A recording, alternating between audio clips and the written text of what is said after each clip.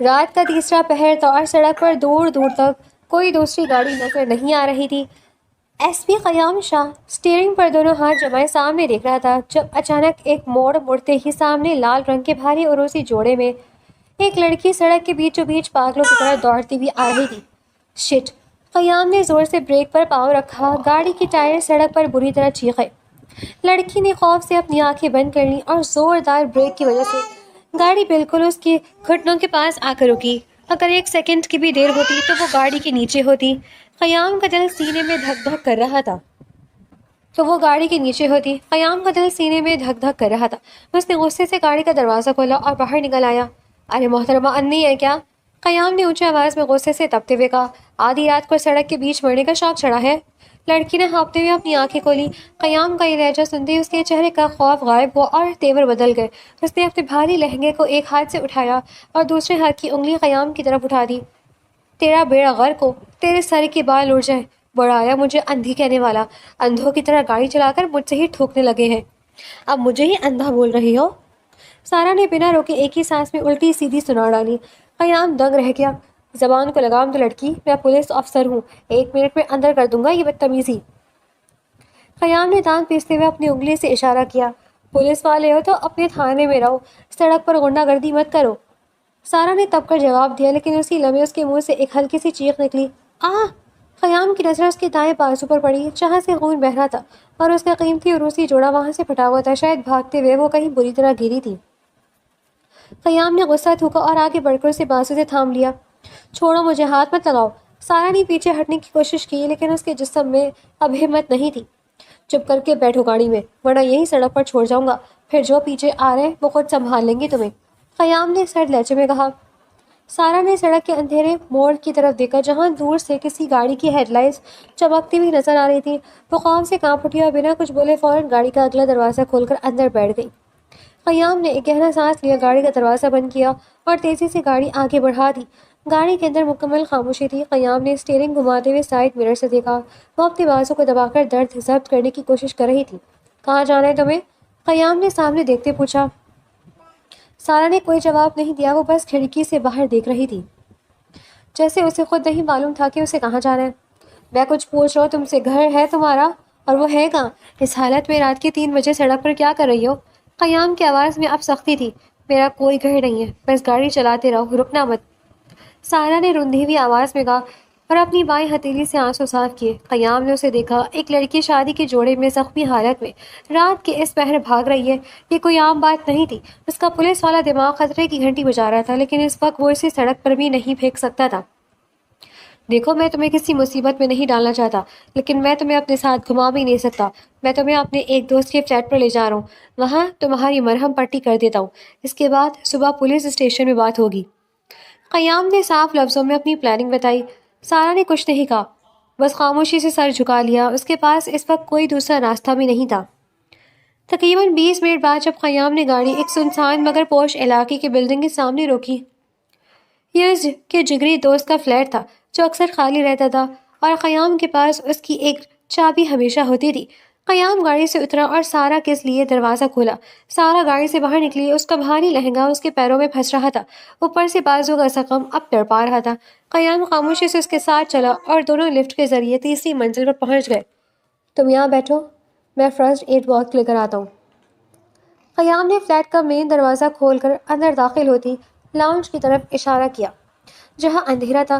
جیسے ہی قیام نے لاؤنج کا سوئچ آن کیا اور لائٹ جلی، قیام کے پیر وہیں جم گئے۔ اس کے ہاتھ سے چابیوں کا گچھا نیچے گرتے گرتے بچا۔ سامنے لاؤنج کے صوفے پر قیام کے والد،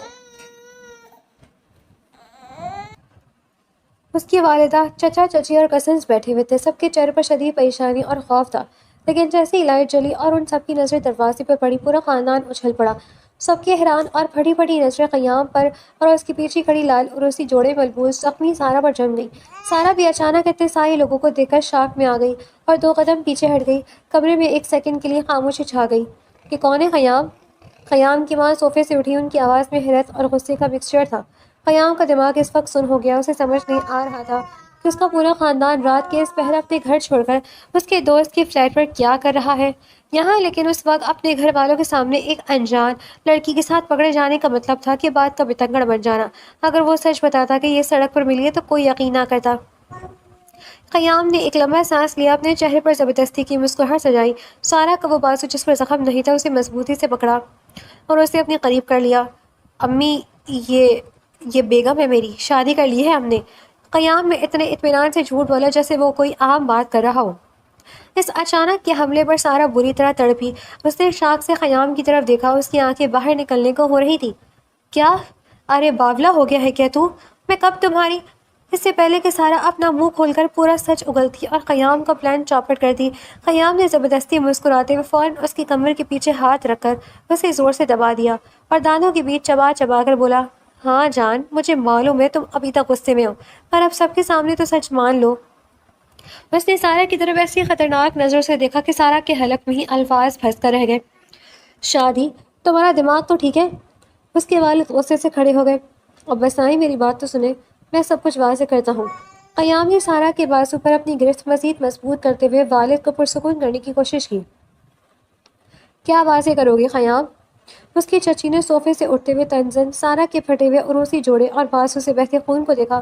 شریف گھرانوں کے لڑکے رات کے تیسرے پہر ایسی حالت میں لڑکیوں کو گھر نہیں لاتے، اور یہ کیسی شادی ہے جس میں دلہن کا یہ حال ہے؟ سارا کا خون کھول اٹھا، وہ قیام کا ہاتھ جھٹک کر آگے بڑھی۔ وہی مائی، زبان سنبھال کر بات کرو، میں کوئی ایسی ویسی لڑکی نہیں ہوں، اور نہ ہی۔ قیام نے فوراً سارا کے منہ پر اپنا ہاتھ رکھ دیا اور اسے اپنے پیچھے چھپاتے ہوئے بولا، چچی میری بیوی کے بارے میں الفاظ ذرا ناپ تول کر استعمال کریں۔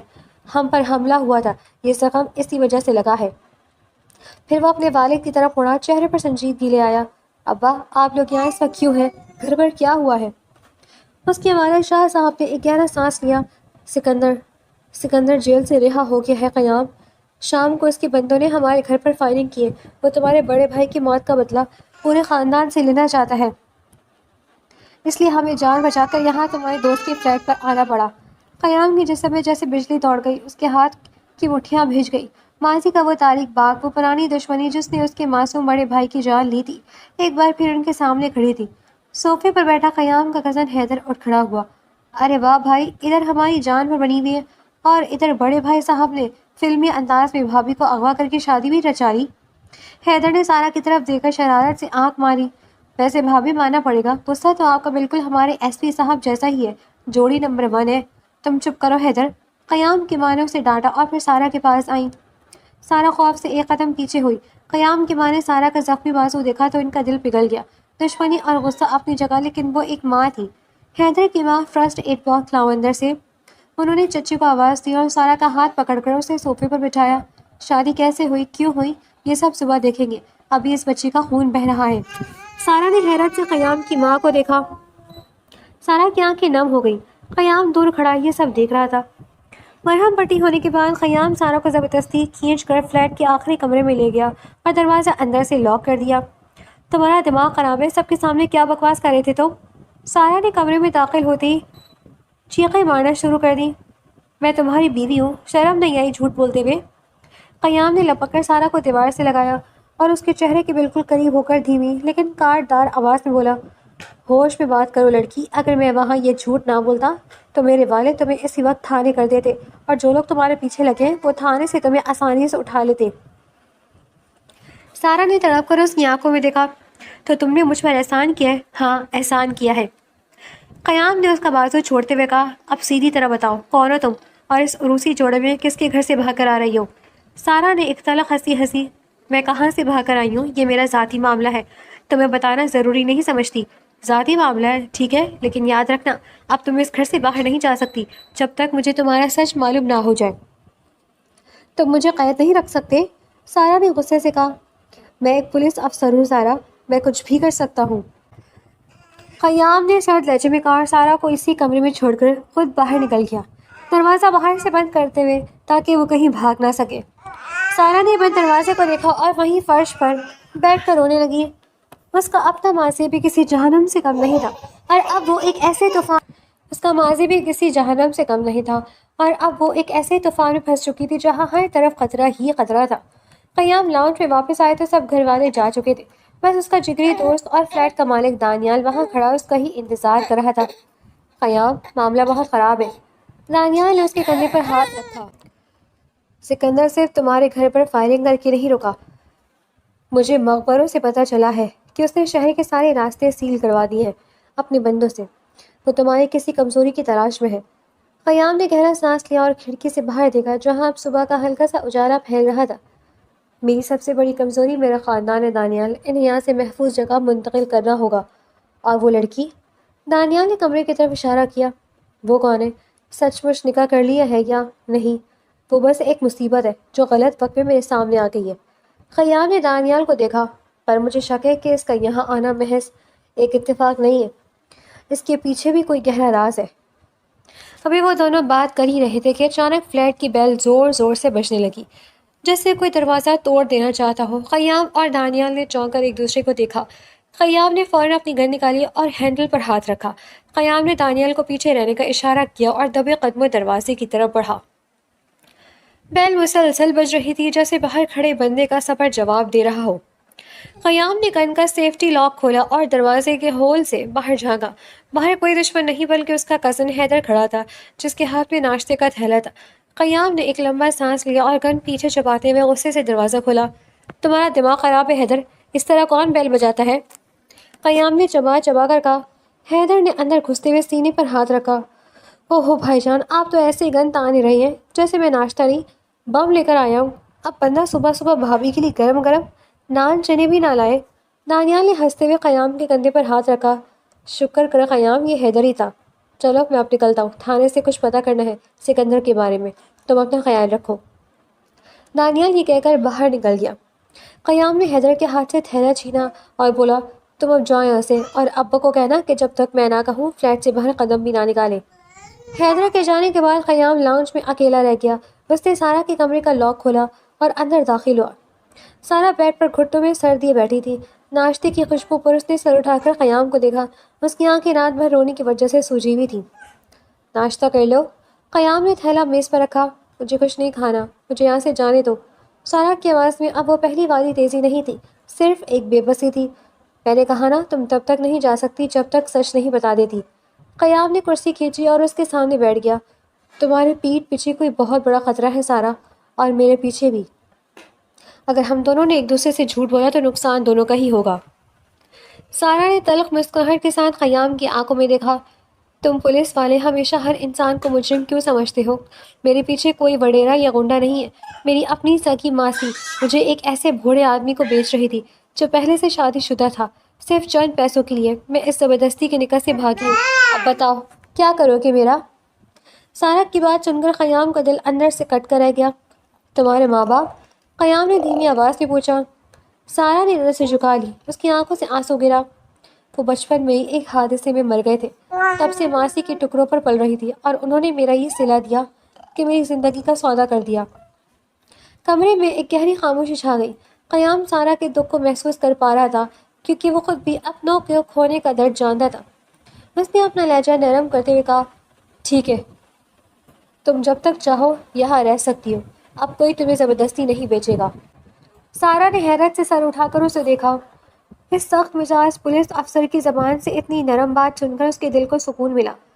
اور وہ جو تمہارے گھر والے رات کو کہہ رہے تھے، سکندر کون ہے؟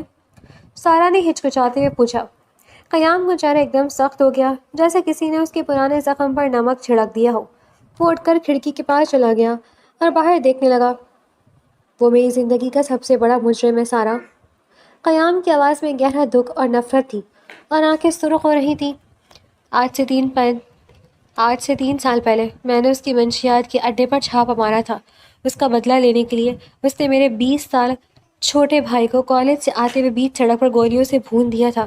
میرا بھائی معصوم تھا، اس کا پولیس یا میری ڈیوٹی سے کوئی لینا دینا نہیں تھا۔ سارا نے اپنے منہ پر ہاتھ رکھ لیا، اس کی آنکھیں صدمے سے پھیل گئی۔ میں نے اسے جیل بھجوایا تھا، لیکن وہ کل رات ہی ضمانت پر رہا ہو کر باہر آیا ہے، اور آتے ہی اس نے میرے گھر پر فائرنگ کروائی۔ وہ میرے پورے خاندان کو ختم کرنا چاہتا ہے۔ قیام نے مٹھیاں بھیجی۔ سارا خاموشی سے اٹھ کر اس کے قریب آئی۔ وہ جو رات کو قیام کی بد دعائیں دے رہی تھی، اب اس کے دل میں قیام کے لیے ایک گہری ہمدردی جاگ چکی تھی۔ مجھے معاف کر دینا، میں نے رات کو تمہارے ساتھ بہت زیادہ ہی بدتمیزی کی تھی۔ قیام نے مڑ کر سارا کو دیکھا، دونوں کی نظریں ملیں۔ اسی لمحے قیام کا فون زور سے وائبریٹ ہوا۔ اس نے اسکرین دیکھی، وہ دانیال کا فون تھا۔ ہاں دانیال، کیا پتہ چلا؟ قیام نے فون کان سے لگایا۔ دوسری طرف سے دانیال کی آواز نہیں آئی بلکہ ایک بھاری اور جانی پہچانی ہنسی گونجی۔ وہ ہنسی سنتی قیام کے چہرے کا رنگ اڑ گیا۔ ایس پی قیام شاہ، پہچانا یا بھول گئے؟ فون کی دوسری طرف سے سکندر کی شیطانی آواز آئی۔ سکندر، تم نے دانیال کا فون کیوں اٹھایا ہوا ہے؟ کہاں ہے وہ؟ قیام نے دھاڑتے ہوئے کہا۔ سارا نے خوف سے 2 قدم پیچھے ہٹ لے لیے۔ تمہارا دوست دانیال تو اب میرے مہمان خانے میں آرام کر رہا ہے، سکندر نے کہا لگایا۔ اور سنو شاہ جی، مجھے پتہ چل گیا ہے کہ تم نے اپنی نئی نویلی دلہن کو کہاں چھپا رکھا ہے۔ بہت خوبصورت ہے وہ۔ اب یا تو تم خود میرے پاس آؤ یا پھر میں تمہاری اس دلہن کو اٹھا کر لے جاؤں۔ یاد رکھنا، کھیل اب شروع ہوا ہے۔ فون کٹ۔ قیام، کیا کہا اس نے؟ دانیال کہاں ہے؟ سارا نے ڈرتے ہوئے 2 قدم آگے بڑھا کر پوچھا۔ اس کی آواز خوف سے کانپ رہی تھی۔ قیام نے ایک گہرا سانس لیا، اپنے جذبات پر قابو پانے کی کوشش کی اور سارا کی طرف دیکھا۔ اس نے دانیال کو اٹھا لیا سارا، اور وہ کتا اب تمہارے بارے میں بھی جانتا ہے۔ اسے پتہ ہے کہ تم یہاں ہو۔ سارا نے اپنے منہ پر ہاتھ رکھ لیا۔ اس کی آنکھوں میں دوبارہ آنسو تیرنے لگے۔ یہ سب میری وجہ سے ہو رہا ہے نا؟ اگر میں رات آپ کی گاڑی کے سامنے نہ آتی تو آج آپ کا دوست مصیبت میں نہ ہوتا۔ چپ کرو، قیام نے ذرا سخت لہجے میں کہا، لیکن پھر اپنی آواز نرم کی کیونکہ وہ جانتا تھا کہ سارا معصوم ہے۔ یہ تمہاری غلطی نہیں ہے، سکندر سے میری پرانی دشمنی ہے۔ وہ بس موقع ڈھونڈ رہا تھا اور اسے دانیال کی شکل میں وہ موقع مل بھی گیا۔ تم یہیں رکنا، دروازہ اندر سے لاک کر لو، میں تھانے جا رہا ہوں۔ قیام نے اپنی گن ہولسٹر میں ڈالی، گاڑی کی چابی اٹھائی اور تیز قدموں سے فلیٹ سے باہر نکل گیا۔ تھانے کے اندر کا ماحول ہمیشہ کی طرح مصروف اور ہلچل سے بھرا تھا۔ کانسٹیبل جاوید فائلوں کا ڈھیر سامنے رکھ کے کچھ لکھ رہا تھا۔ جب قیام طوفان کی طرح اندر داخل ہوا، اس کے چہرے کا جلال دیکھ کر جاوید فوراً اپنی کرسی سے کھڑا ہو گیا۔ سر، سب خیریت ہے آپ اس وقت؟ جاوید نے گھبرا کر پوچھا۔ کوئی خیریت نہیں ہے جاوید، دانیال غائب ہے۔ سکندر نے اسے اٹھایا اور مجھے اس کے فون سے کال آئی تھی۔ قیام نے میز پر دونوں ہاتھ ٹکا کر سامنے جھکتے ہوئے کہا، مجھے اگلے 10 منٹ کے اندر دانیال کے نمبر کی CDR اور اس کی آخری لوکیشن چاہیے۔ معلوم کرو کہ اس کا فون آخری بار کس ٹاور سے کنیکٹ ہوا تھا۔ جی سر، میں ابھی سائبر کرائم سیل والوں کو بولتا ہوں، وہ فون ٹریس کر دیں گے۔ جاوید نے تیزی سے فون اٹھایا اور نمبر ڈائل کرنے لگا۔ قیام تھانے کے چکر کاٹ رہا تھا۔ جذباتی ہو کر وہ سکندر کا مقابلہ نہیں کر سکتا تھا۔ اسی دوران تھانے کا بیرونی دروازہ کھلا اور ایڈوکیٹ علیزے اندر داخل ہوئی۔ سفید شلوار قمیض اور کالے کوٹ میں وہ ہمیشہ کی طرح ایک پراعتماد وکیل لگ رہی تھی۔ قیام کو پریشان دیکھ کر وہ سیدھی اس کے پاس آئی۔ قیام، مجھے ابھی حیدر کا فون آیا تھا کہ شاہ صاحب اب اور باقی سب گھر والے دانیال کی فلیٹ پر ہیں۔ کیا ہوا ہے؟ کوئی نیا مسئلہ کھڑا ہوا ہے کیا؟ علیزے نے تشویش سے پوچھا۔ قیام نے ایک گہرا سانس لیا۔ مسئلہ بہت بڑا ہے علیزے۔ سکندر نے دانیال کو اغوا کر لیا اور وہ مجھے دھمکا رہا ہے۔ کیا؟ وہ جیل سے نکلتے ہی اتنی بڑی حرکت کیسے کرتا ہے؟ اس کی ضمانت کے پیپرز میں نے خود دیکھے تھے، قانون کے مطابق وہ ابھی شہر سے باہر نہیں جا سکتا۔ علیزے نے حیرت سے کہا، قانون کی بات میرے سامنے مت کرو علیزے، وہ مجرم ہے اور مجرم قانون کی لکیریں توڑنے کے لیے ہی جانے جاتے ہیں۔ قیام نے تلخی سے کہا، اس وقت مجھے دانیال کی فکر ہے اور اس لڑکی کی جو فلیٹ پر ہے۔ لڑکی؟ کون سی لڑکی؟ علیزے نے ابرو جھکا کر پوچھا۔ وہ سارا، رات کو مجھے سڑک پر زخمی حالت میں ملی تھی، ماسی نے اس کا سودا کر دیا تھا تو وہ اپنی شادی کے جوڑے میں بھاگ کر نکلی۔ میں نے گھر والوں کے سامنے جھوٹ بولا ہے کہ وہ میری بیوی ہے۔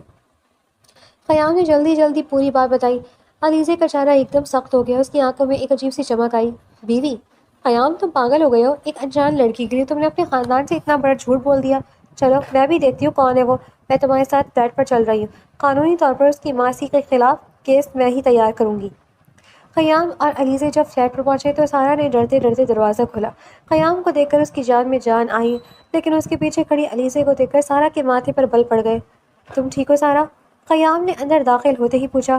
جی میں ٹھیک ہوں، سارا نے جواب دیا، لیکن اس کی نظریں علیزے پر جم گئی جو سمارٹ انداز میں لاؤنج کے صوفے پر بیٹھ رہی تھی اور سارا کو اوپر سے نیچے تک دیکھ رہی تھی۔ قیام، تو یہ ہے وہ محترمہ جن کے لیے تم نے اتنا بڑا ڈرامہ رچایا؟ علیزے نے تنزن مسکرا کر کہا۔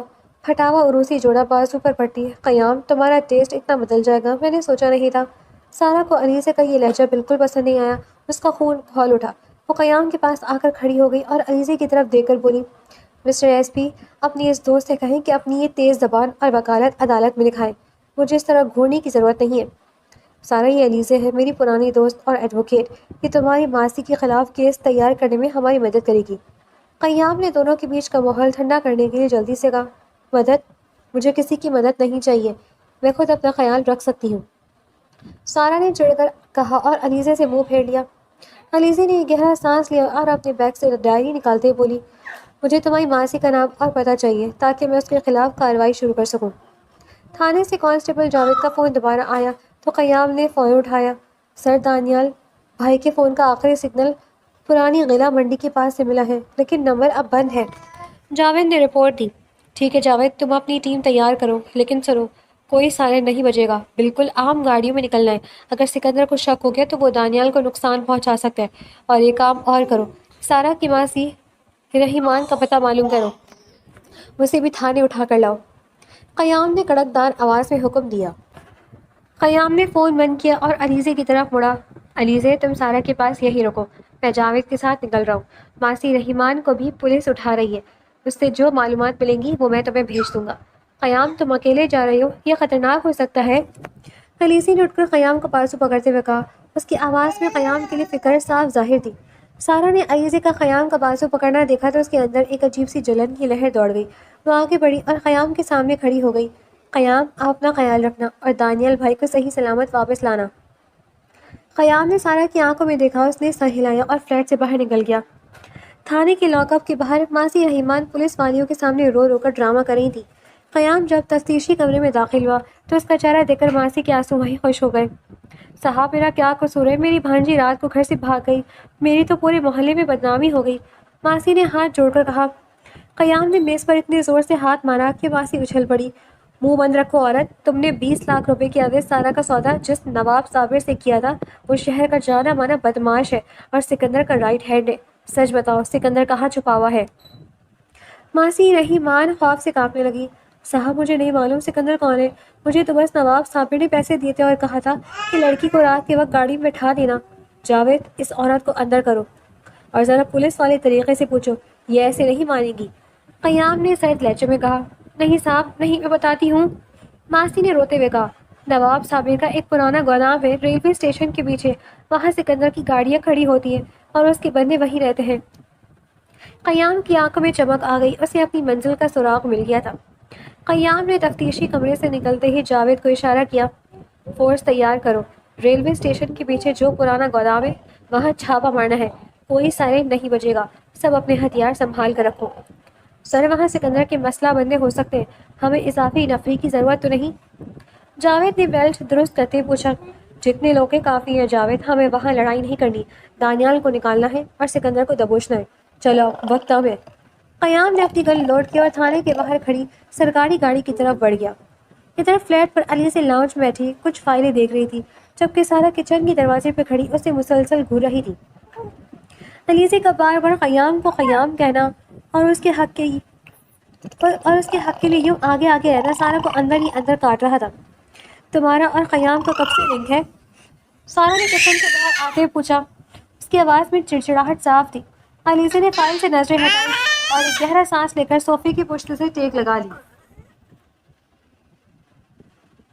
لنک مس سارا، ہم نے یونیورسٹی ساتھ پڑھی ہے، پچھلے 7 سال سے ہم ایک دوسرے کو جانتے ہیں، وہ ہر اچھا برا فیصلہ مجھ سے ہی پوچھ کر کرتا ہے۔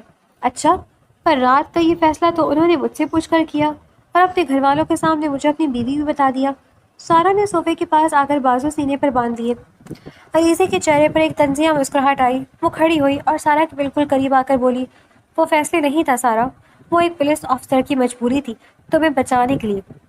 قیام دل کا بہت نرم ہے، کسی مجبور کو دیکھ کر پگھل جاتا ہے، اس کا مطلب یہ نہیں کہ اس نے تمہیں سچ مچ اپنی زندگی کا حصہ بنا لیا، اپنی حیثیت مت بھولو۔ سارا کا دل اس بات پر بری طرح دکھا لیکن وہ پیچھے نہیں ہٹی۔ میری حیثیت جو بھی ہو، پر اس وقت میں اس کے گھر میں ہوں اور وہ میرے لیے باہر اپنی جان خطرے میں ڈال رہا ہے۔ ریلوے اسٹیشن کے پیچھے والا گودام بالکل سنسان اور اندھیرا تھا۔ قیام اور اس کی ٹیم نے خاموشی سے گاڑیوں کو کچھ فاصلے پر روکا اور پیدل ہی گودام کی طرف بڑھے۔ چاروں طرف جھاڑیاں اور لوہے کا کباڑ بکھرا پڑا تھا۔ جاوید، تم 2 بندوں کو لے کر پیچھے والے دروازے پر جاؤ، میں سامنے سے اندر داخل ہو رہا ہوں، جیسے ہی گولی چلے اندر آ جانا۔ قیام نے دھیمی آواز میں ہدایت دی۔ قیام گیٹ کے پاس پہنچا۔ اندر ایک پیلی لائٹ جل رہی تھی جہاں دو بندے کرسیوں پر بیٹھے سگریٹ پی رہے تھے اور ان کے پاس ہی دانیال ایک لوہے کی کرسی سے بندھا ہوا تھا۔ اس کا سر نیچے لٹکا ہوا تھا اور چہرے پر خون کے نشانات تھے۔ قیام کا خون کھول اٹھا۔ اس نے بغیر وقت ضائع کیے گیٹ کو زور سے لات ماری اور اندر داخل ہوتے ہی کڑکدار آواز سے بولا، پولیس، ہلنا مت۔ کرسی پر بیٹھے غنڈوں نے جیسی اپنی بندوقیں اٹھانے کی کوشش کی، قیام نے ایک کے پیر پر گولی مار دی۔ وہ چلاتا ہوا نیچے گرا۔ دوسرے نے فائر کیا لیکن قیام نے پھرتی سے ایک لوہے کے ٹرنک کے پیچھے پناہ لی اور جوابی فائرنگ میں اسے بھی ڈھیر کر دیا۔ جاوید اور باقی فورس بھی پیچھے سے اندر داخل ہو گئی۔ قیام تیزی سے دانیال کی طرف لپکا اور اس کے ہاتھ کھولنے لگا۔ دانیال آنکھیں کھولو یار، میں آ گیا ہوں۔ دانیال نے مشکل سے اپنی سوجی میں آنکھیں کھولی اور ہانپتے ہوئے بولا، قیام تم یہاں کیوں آئے؟ یہ چال ہے، سکندر یہاں نہیں ہے، وہ فلیٹ پر گیا ہے، سارا کے پاس۔ قیام کے ہاتھ وہیں رک گئے۔ کیا؟ فلیٹ پر اچانک لائٹ چلی گئی۔ سارا اور علیزے دونوں خوف سے چیخ پڑی، یہ لائٹ کو کیا ہوا؟ سارا نے اندھیرے میں ہاتھ مارتے ہوئے علیزے کو ڈھونڈنے کی کوشش کی۔ تم وہیں رکو سارا، میں اپنے فون کی ٹارچ جلاتی ہوں۔ علیزے نے ابھی فون نکالا ہی تھا کہ فلیٹ کا مین دروازہ ایک زوردار لات کے ساتھ اندر گرا۔ فوراً تم لوگ باہر نکلو یہاں سے، میں ایک وکیل ہوں۔ سامنے سے ایک بھاری قہقہا گونجا۔ وہ سکندر تھا جس کے ہاتھ میں گن چمک رہی تھی۔ وکیل صاحبہ، اپنی یہ وکالت اپنے پاس ہی رکھو، مجھے اس لڑکی سے ملنا ہے جسے شاہ جی اپنی دلہن بنا کر لائے ہیں۔ سکندر نے علیزے کو بالوں سے پکڑ کر ایک طرف جھٹکا جس سے وہ دیوار سے جا ٹکرائی۔ علیزے، سارا نے چیخ کر کہا اور صوفے کے پیچھے سے نکل کر علیزے کی طرف بھاگی۔ او ہو، تو یہ ہے ہماری نئی بھابھی۔ سکندر نے سارا کے پاس آ کر اس کا بازو مضبوطی سے دبوچ لیا۔ بہت خوبصورت ہے یار، اب مزہ آئے گا قیام شاہ کو تڑپانے کا۔ چھوڑو مجھے، ہاتھ مت لگاؤ گندے انسان، قیام تمہیں زندہ نہیں چھوڑے گا۔ سارا نے تڑپتے ہوئے اس کا ہاتھ چھٹکنے کی کوشش کی پر سکندر کی گرفت بہت مضبوط تھی۔ وہ اب اپنے دوست کی لاش اٹھا رہا ہوگا۔ لڑکی، چلو اب میرے ساتھ۔ سکندر سارا کو زبردستی گھسیٹتے ہوئے باہر کی طرف لے جانے لگا۔ سارا مسلسل چیخ رہی تھی لیکن اندھیری رات میں اس کی آواز سننے والا کوئی نہیں تھا۔ قیام نے اپنی گاڑی کو فلیٹ کے باہر اتنے زور سے بریک ماری کہ ٹائروں سے دھواں نکلنے لگا۔ وہ لفٹ کا انتظار کیے بغیر سیڑھیوں سے بھاگتا ہوا تیسری منزل پر پہنچا۔ فلیٹ کا دروازہ کھلا ہوا تھا اور اندر اندھیرا تھا۔ قیام نے اپنے فون کی لائٹ جلائی تو سامنے لاؤنج میں سب کچھ بکھرا پڑا تھا۔ صوفے کے پاس علیزہ زمین پر بیٹھی اپنے سر کو پکڑے رو رہی تھی۔ اس کے ہاتھ خون سے بھرے ہوئے تھے۔ علیزے، سارا کہاں ہے؟ قیام نے علیزے کے ہاتھ گھٹنوں کے بل بیٹھ کر اسے ہلاتے پوچھا۔ اس کی آواز میں خوف اور غصے کا ایک طوفان تھا۔ قیام، وہ سکندر آیا تھا اپنے بندوں کے ساتھ، میں نے اسے روکنے کی کوشش کی اور اس نے مجھے مارا، وہ سارا کو لے گیا۔ قیام، میں اسے نہیں بچا سکی، مجھے معاف کر دو۔ علیزے نے روتے ہوئے قیام کا ہاتھ پکڑ لیا۔ قیام وہیں فرش پر بیٹھ گیا، اس کا دماغ سن ہو چکا تھا۔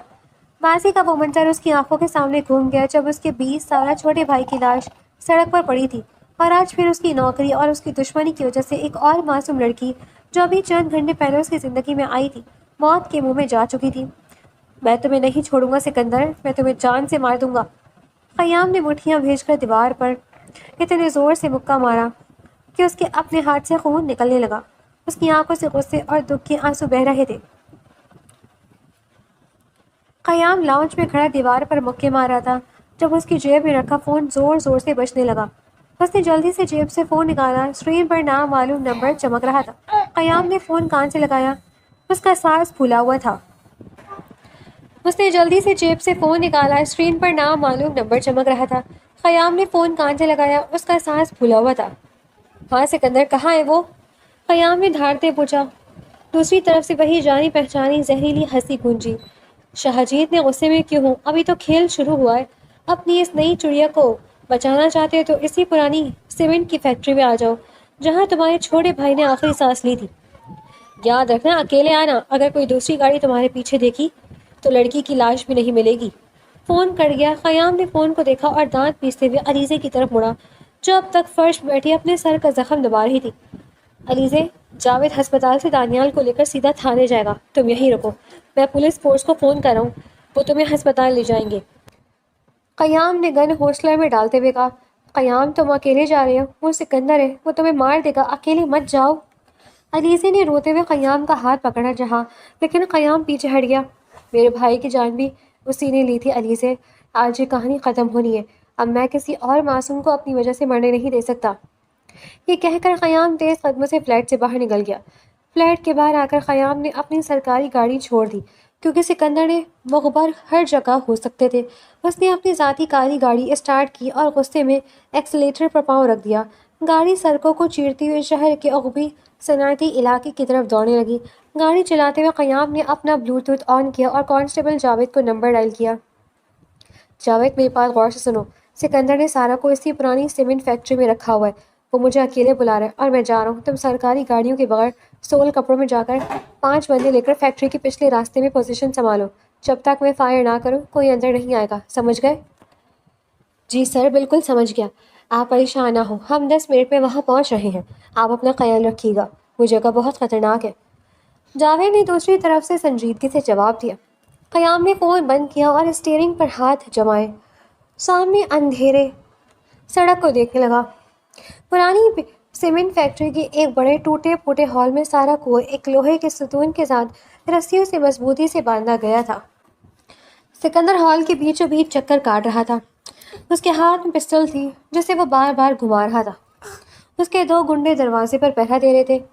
چھوڑ دو مجھے، تم لوگوں کو شرم نہیں آتی ایک اکیلی لڑکی پر اپنی طاقت دکھاتے ہوئے؟ سارا نے ہمت جمع کی اور اونچی آواز میں کہا، حالانکہ اس کا پورا جسم کانپ رہا تھا۔ سکندر اس کے پاس آیا اور جھک کر اس کے چہرے کے قریب ہوا۔ اس کی آنکھوں میں وحشت تھی۔ لڑکی، مجھے تم سے کوئی دشمنی نہیں ہے۔ تمہاری ماسی نے تو تمہارا سودا نواب صابر سے کیا تھا، لیکن تم بھاگ کر سیدھی میرے سب سے بڑے دشمن کی گود میں جا بیٹھی۔ اب تمہاری موت ہی اس ایس پی قیام شاہ کو تڑپائے گی۔ وہ پولیس افسر ہے، تم جیسے غنڈوں سے ڈرنے والا نہیں ہے۔ وہ آئے گا اور تمہیں تمہاری اوقات یاد دلائے گا۔ سارا نے غصے سے سکندر کے منہ پر کہہ دیا۔ سکندر نے زور سے قہقہہ لگایا، ہاں ہاں، اچھے بول رہی ہو شاہ جی کی بیوی بن کر، پر افسوس وہ تمہیں بچانے نہیں، اپنی موت کے پروانے پر دستخط کرنے آ رہا ہے۔ اسی لمحے فیکٹری کے باہر ایک گاڑی کے رکنے کی آواز آئی۔ سکندر کے بندے چوکنے ہو گئے اور انہوں نے اپنی بندوقیں تان لی۔ ہال کا دروازہ آہستہ سے کھلا اور قیام شاہ اکیلا اندر داخل ہوا۔ اس کے دونوں ہاتھ اوپر تھے، یہ دکھانے کے لیے کہ اس کے ہاتھ میں کوئی ہتھیار نہیں ہے۔ اس کا چہرہ بالکل پرسکون تھا۔ قیام، کیوں آئے آپ؟ چلے جائیں یہاں سے، یہ آپ کو مار دے گا۔ سارا نے قیام کو دیکھتے ہوئے چیخ کر کہا۔ اس کی آنکھوں سے آنسو بہنے لگے۔ قیام نے سارا کی طرف دیکھا اور دھیمی آواز میں بولا، میں نے کہا تھا نا سارا، قانون اور قیام شاہ اب تمہارے ساتھ ہے، میں تمہیں آج چھوڑ کر نہیں جا سکتا۔ واہ شاہ جی، مان گئے تمہاری مردانگی کو، واقعی اکیلے ہی چلے آئے۔ سکندر نے آگے بڑھتے ہوئے قیام کی طرف گن تان لی۔ اب اپنی گن نکال کر نیچے پھینک دو، ورنہ پہلا فائر اس لڑکی کے ماتھے پر ہوگا۔ قیام نے آہستہ سے اپنی کمر سے سرکاری پسٹول نکالی اور فرش پر سرکا دی۔ سکندر، دشمنی تمہاری اور میری ہے، اس لڑکی کا اس سب سے کوئی لینا دینا نہیں ہے، اسے چھوڑ دو، میں تمہارے سامنے کھڑا ہوں۔ چھوڑ دوں اتنی آسانی سے؟ سکندر نے اپنے بندوں کو اشارہ کیا۔ پہلے گھٹنوں کے بل آؤ شاہ جی، اپنے اس بھائی کی طرح مجھ سے زندگی کی بھیک مانگو، پھر سوچوں گا۔ قیام نے سارا کی طرف دیکھا۔ سارا روتے ہوئے سر ہلا رہی تھی۔ نہیں قیام، اس کے سامنے مت جھکنا، یہ جاہل انسان ہے۔ قیام نے ایک گہرا سانس لیا اور اپنے گھٹنے نیچے کرنے لگا جیسے ہی وہ ہار مان رہا ہو، لیکن اس کی دائیں آستین کے اندر ایک چھوٹی لوڈڈ سیمی آٹومیٹک گن چھپی ہوئی تھی جس کا ٹریگر اس کی انگلی کے بالکل پاس تھا۔ کھیل کا آخری وقت اب شروع ہو چکا تھا۔ قیام جیسی گھٹنوں کے بل نیچے ہوا، سکندر کے چہرے پر ایک مغرور مسکراہٹ آ گئی۔ وہ فتح کے نشے میں ایک قدم آگے بڑھا۔ بس یہی وہ لمحہ تھا جس کا قیام کو انتظار تھا۔ 1 سیکنڈ سے بھی کم وقت میں قیام نے اپنی آستین سے چھوٹی گن نکالی اور نیچے سے ہی سیدھا سکندر کے ہاتھ پر فائر کر دیا تھا۔ گولی سکندر کی کلائی کو چیرتی ہوئی نکل گئی، اس کے ہاتھ سے پسٹل چھوٹ کر دور جا گرا اور وہ درد سے چلاتا ہوا پیچھے ہٹا۔ میری کلائی! سکندر کے دونوں گنڈے ابھی کچھ سمجھ پاتے قیام نے ان کی طرف فائرنگ شروع کر دی۔ ایک گولی پہلے گنڈے کی ٹانگ پر لگی اور وہ وہیں ڈھیر ہو گیا۔ دوسرے نے قیام پر نشانہ باندھنے کی کوشش کی، لیکن اسی لمحے فیکٹری کے پچھلے دروازے کو توڑتے ہوئے کانسٹیبل جاوید اپنے بندوں کے ساتھ اندر داخل ہوا۔ پولیس، ہتھیار نیچے پھینک دو! جاوید نے چلاتے ہوئے دوسرے گنڈے کو دبوچ لیا اور اسے زمین پر گرا کر ہتھکڑی لگا دی۔ سکندر، اب تم نہیں بچ سکتے! جاوید نے چلاتے ہوئے دوسرے غنڈے کو دبوچ لیا اور اسے زمین پر گرا کر ہتھکڑی لگا دی۔ سکندر، اب تم نہیں بچ سکتے۔ قیام نے پیچھے سے جا کر اس کی کمر پر زوردار لات ماری۔ سکندر منہ کے بل مٹی سے بھرے فرش پر گرا۔ اس سے پہلے کہ وہ اٹھتا، قیام نے اسے گریبان سے اٹھایا اور ایک زوردار مکہ اس کے منہ پر مارا۔ سکندر کا ہونٹ پھٹ گیا اور خون بہنے لگا۔ یہ دانیال کے لیے جس پر تم نے ہاتھ اٹھایا۔ قیام کا غصہ اس وقت قابو سے باہر ہو رہا تھا۔ وہ سکندر کو جان سے مارنے ہی والا تھا کہ پیچھے سے جاوید نے آ کر اس کا بازو پکڑ لیا۔ سر بس کر دے، یہ مر جائے گا۔ قانون کو اپنا کام کرنے دے، یہ عدالت سے نہیں بچے گا۔ قیام نے ہانپتے ہوئے سکندر کو نیچے پھینکا، جس کا چہرہ اب سوج چکا تھا اور وہ اٹھنے کے قابل نہیں رہا تھا۔ قیام نے گہرا سانس لیا، اپنے غصے پر قابو پایا اور جاوید سے کہا، اس کتے کو ہتھکڑی لگاؤ اور گاڑی میں ڈالو۔ قیام تیز قدموں سے واپس ہال میں آیا، جہاں سارا اب بھی ستون سے بندھی ہوئی تھی اور اس کی آنکھیں خوف اور خوشی کے ملے جلے آنسوؤں سے بھری ہوئی تھی۔ قیام نے جیب سے چاقو نکالا اور جلدی سے اس کی رسیاں کاٹی۔ جیسے ہی رسیاں کھلی، سارا کے پیروں نے اس کا ساتھ چھوڑ دیا، لیکن قیام نے فوراً آگے بڑھ کر اسے اپنے بازوؤں میں تھام لیا۔ تم ٹھیک ہو سارا؟ قیام نے نرمی سے پوچھا۔ اس کی آواز میں اب کوئی سختی نہیں تھی۔ سارا نے قیام کے کندھے پر سر رکھ دیا اور پھوٹ پھوٹ کر رو پڑی۔ مجھے لگا آپ نہیں آئیں گے، مجھے لگا وہ آپ کو مار دے گا۔ میں نے کہا تھا نا، میں تمہیں کچھ نہیں ہونے دوں گا۔ چلو اب یہ ڈراؤنا خواب ختم ہو گیا ہے۔ قیام نے اس کے آنسو صاف کرتے ہوئے کہا۔ سارا نے اس کی طرف دیکھا اور پہلی بار اسے محسوس ہوا کہ اس دنیا میں کوئی ہے جو سچ مچ اس کا محافظ ہے۔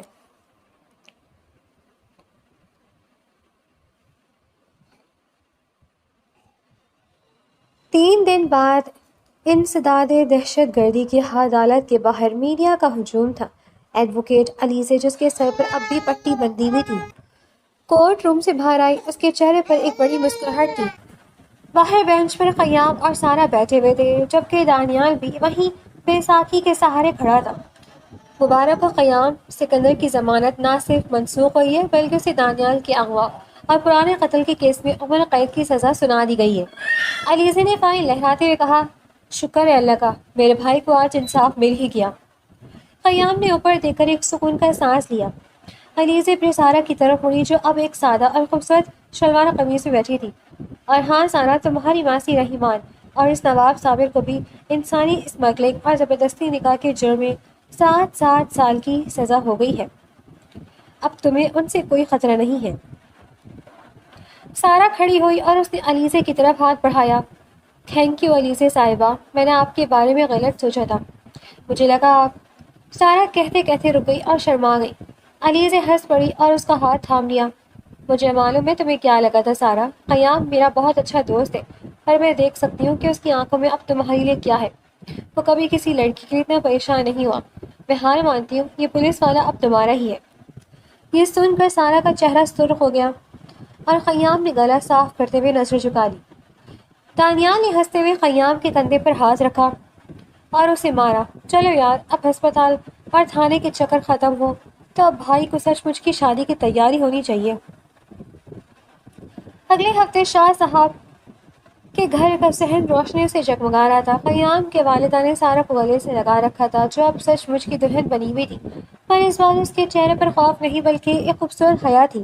شاہ صاحب نے قیام کے سر پر ہاتھ رکھا اور سنجیدگی سے بولے، قیام پتر، تم نے اپنی جان پر کھیل کر اس بچی کو بھی بچایا اور ہمارے خاندان کی عزت بھی رکھی۔ ماسی رحیمان نے تو اس کا سودا کیا تھا، پر اللہ پاک نے اسے ہمارے گھر کی برکت بنا دیا۔ آج تم دونوں کا باقاعدہ نکاح ہے۔ جی اب بس آئیں، آپ کی دعا چاہیے۔ قیام نے مؤدبانہ سر جھکایا۔ حیدر پیچھے سے ناشتے اور مٹھائی کے ڈبے اٹھائے لاؤنج میں داخل ہوا اور اونچی آواز بولا، او ہو بھائی جان، مبارک ہو، ادھر نکاح کے پیپرز تیار ہیں اور ادھر میں نے گرما گرم مٹھائی کا انتظام بھی کر دیا ہے۔ بھابھی، اب تو ماننا پڑے گا نا کہ ہماری جوڑی نمبر 1 ہے۔ سارا نے گھونگھٹ کے اندر سے مسکرا کر حیدر کو دیکھا۔ جی حیدر بھائی، بالکل نمبر 1 ہے۔ پورے گھر میں قہقہوں کی گونج سنائی دینے لگی۔ رات کے آخری پہر جب سب مہمان جا چکے تھے، قیام اور سارا کمرے کی بالکنی میں آ کر کھڑے ہوئے۔